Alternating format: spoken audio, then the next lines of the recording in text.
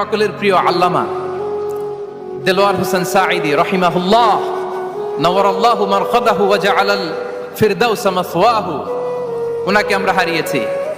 আমি যখন ওনার শোক বার্তা নিয়ে ফেসবুকে স্ট্যাটাস লিখি, কমেন্টে আমি এই আয়াতটা লিখেছিলাম। আমি খুঁজে পাচ্ছি না যে আমি কি দিয়ে এটার উপমা দিব, কি দিয়ে ওনার বিদায়ের উপমা আমি জানাবো। আমি খুঁজে পাচ্ছিলাম না কোনো আয়াত, তখন এই আয়াতটা লিখে আমি উপমা দিয়েছি। আল্লাহু আকবার। গোটা বিশ্বের মানুষ কেঁদেছে, গোটা বিশ্বের মানুষ গায়েবানা জানাজা পড়েছে, গোটা বিশ্বের মানুষ ওনাকে অশ্রুসিক্ত বিদায় দিয়েছে।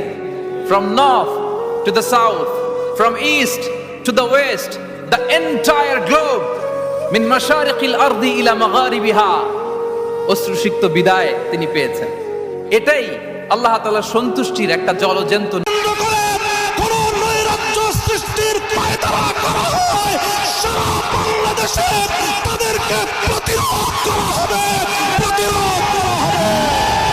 হাসিনাকে ধরে এনে বিচারের কাঠগড়ায় দাঁড় করাতে হবে।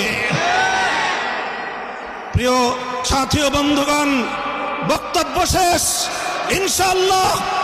বিগত দিনে যেভাবে আমরা রক্ত দিয়েছি পিলখানায়, যেভাবে আমরা রক্ত দিয়েছি শাপলা চত্বরে, যেভাবে আমরা রক্ত দিয়েছি মোদি বিরোধী আন্দোলনে হাটহাজারীতে, যেভাবে রক্ত দিয়েছি আমরা মোদি বিরোধী আন্দোলনে ব্রাহ্মণবাড়িয়ায়, ঠিক আগামী দিনে দেশের স্বাধীনতা রক্ষার জন্য, ইসলামের হেফাজতের জন্য যদি আবার রক্ত দেওয়ার প্রয়োজন হয়, স্বাধীনতার ঝান্ডা নিয়ে রক্ত দেওয়ার জন্য প্রস্তুত থাকবে কারা?